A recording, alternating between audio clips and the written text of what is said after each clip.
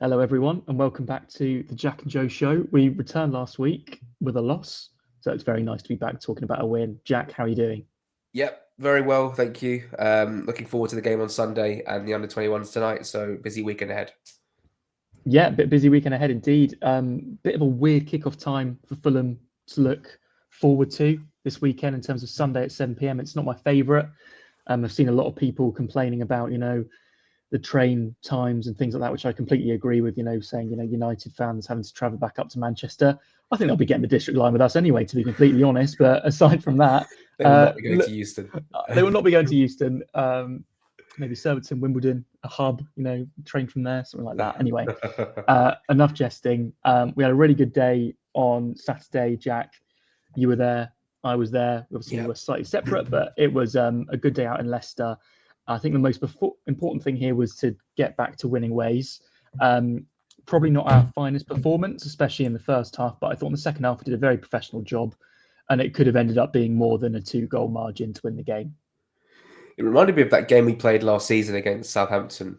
Sorry, not a couple of seasons ago Two against seasons ago, Southampton. yeah. Yeah, they obviously that actually was a game that relegated them, and it did feel as if Leicester they're in a period right now where I read reports this morning that you sent me about there's falling outs between Ruud van Nistelrooy and the players. It's not good at all.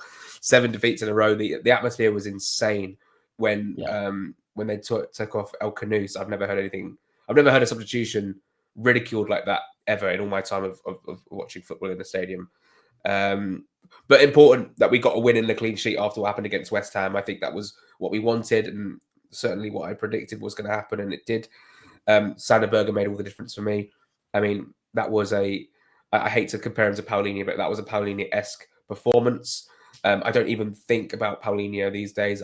Honestly, he's like one player who's made a massive impact on our football club that I just don't think about. I think about Dembele, I think about Dempsey, I think about McBride, all these players, but I don't think about Paulinho at all.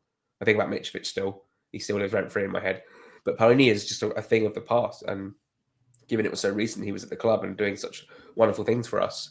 It's amazing how we've just sort of moved on from that situation. I've said it before this season, moved on from that situation, got a midfield now which is equally as impressive with Lukic and Berger and one of Smith Rowe and Pereira. And I'm just really pleased where Fulham are at the moment. I thought Bournemouth's performance against Newcastle was the most impressive away performance I've seen so far this season. And I think they are still going to be up there. And Aston Villa aren't going anywhere. Brighton beat Man United. It's going to be really tricky to get into Europe this season. We're going to have to be at the top of our game to sneak into those spots. We're still in the FA Cup, Joe. But that win at Leicester was important just to get us back on track. And we play a Man United team now who won last night very, very late on against Rangers. I didn't actually watch the game, but it sounds as if United were just up to their old tricks again. What are you thinking ahead of this game? Is this going to be the first time we beat United since, I think, 2010 at the Craven Cottage? Yeah, I mean, I really hope so. We had 2 years in a row, didn't we, where we beat them 2-0 and 3-0. I think it was maybe the 2-0 first. And, those are great times. I've told you before, I make no secret that I hate playing Man United the same way that I hate playing Liverpool, various reasons, fans in home areas, the sort of media circuit around the game, the build-up, how you're not really mentioned in it because it's just sort of a separate storyline, even from football. It's what's going on at Manchester United, what's going on at Liverpool, etc. I'm excited for this game as it's a chance for us to, I think, get what we've deserved in various performances against them over the last few seasons in particular. The 2 home games in particular, the previous 2 times we played them at home, I should say, have really done my nut in terms of how we lost those games.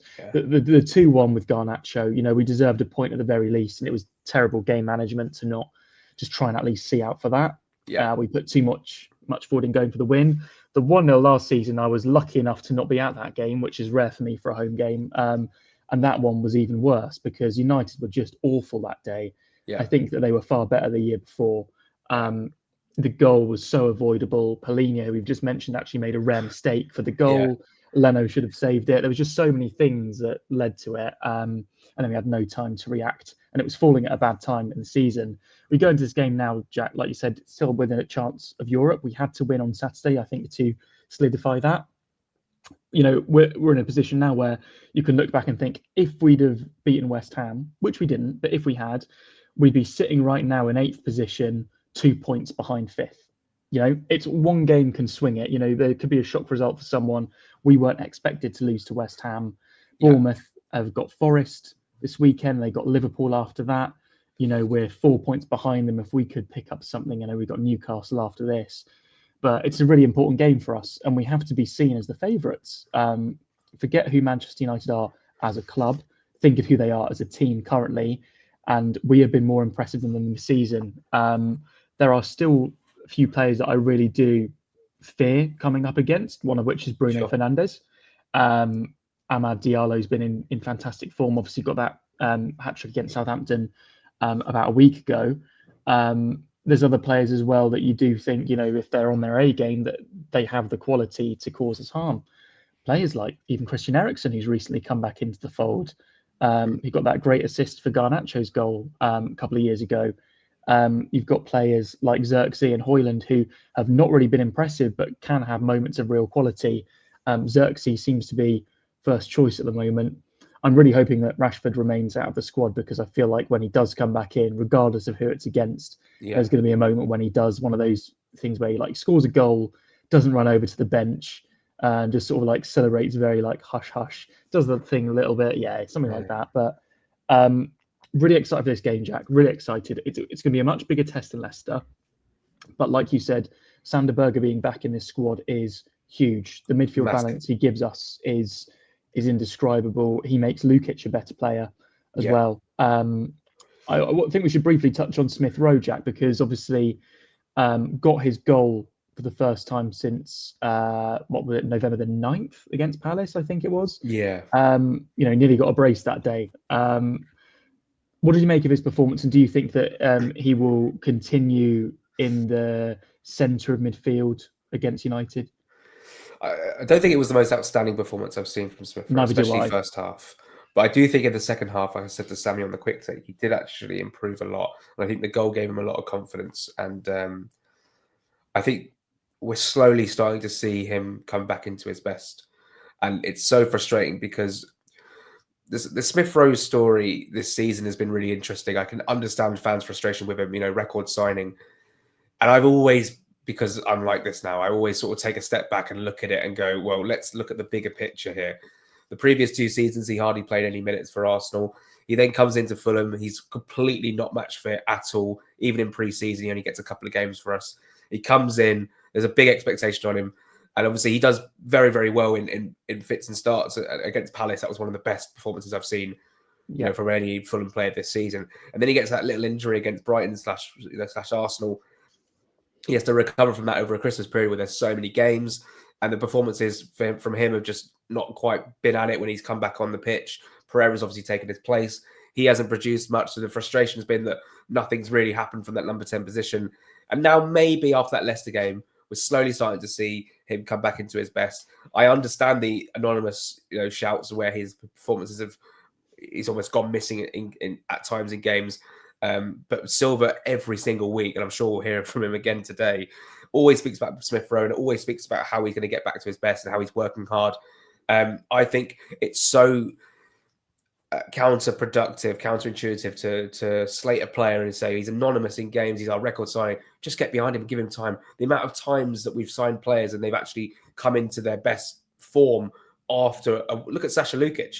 When he first joined, he was dog awful. He was terrible. Yeah. And now he's like one of the most key men in our team. And obviously we know Smith Rowe's got the talent. We know Smith Rowe's got the potential and the players there. He just needs that confidence boost. The players around him seem to love him. He seems to love his time at the club. He's tapping the badge. It's everything you want to see. And I just think it's a case of patience, especially with a player who costs that amount of money and a player who hasn't played as many minutes as other players in previous seasons. Just to touch on Man United, there's been games this season where we've obviously played top 6 teams and done very, very well against them. My really biggest fear is that because Man United are the way they are, sometimes they can just pluck a result out of nowhere. And I really hope, because we haven't done this in a while, I hope we don't fold against a team like this. And I think we've really got to take the game to them. I can see this game going one of 2 ways. We either make it a really competitive game and get a result, or we concede early and it becomes a really poor performance and quite a routine, like back on track win for Manchester United, which would send my head like somewhere that's not even in this earth or galaxy.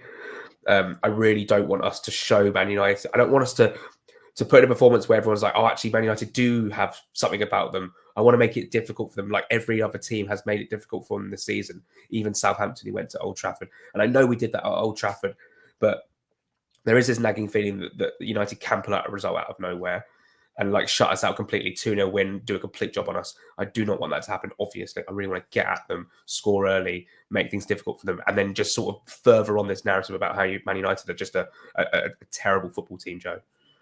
Yeah, 100%. I mean, I don't think I could forgive this Fulham team if we go 2 games against United without scoring. Yeah. They're defensively terrible. Yeah. Even in the games where they've, plucked a good performance out of thin air, like you've said, they went to City and won. City weren't in the best run of form, but the second half they really did well in that and deserved the win. Liverpool at Anfield, they put in a great performance, nearly nicked it. And obviously going to the Emirates the other week in the FA Cup, even though it wasn't a league game, they did pretty well there. It was a little bit fluky in terms of on another day, Arsenal probably take those chances. Yeah. But defensively, they threw bodies on the line. The goalkeeper had a great game, as he did last night in what I saw of the game. And there's a few shouts actually for if he should start ahead of Onana on the weekend based on some of the mistakes Onana's made, like that third Brighton goal the other day when Ruta scored. I'm really interested about Smith Rowe, just to go back to him quickly, about when Nelson comes back. And I've seen a picture today of Nelson back on the pitch. We don't know if he's training with a ball yet or if he's just sort of doing fitness work. I'm hoping it's the former. We'll probably find out a bit more in the presser in terms of an estimation on when he's back. But I think Smith Rowe is playing his best football when he had Nelson to the left of him. And I really would be interested to see that link up again. I think then with Robinson and also Wobie coming over as well at times, it was just really exciting to watch the first half against Brentford, the first half and start the second half against Palace are 2 clear examples. Off the bench against Everton as well, they were all causing problems. I would love to see that. And I think what a perfect way to start if that was against United. If not, away at St. James's Park, on the break, I think you could, you could see something happening there. With Gordon was looking like he wasn't interested with defending from Kirkes. I could see a situation like that arising again.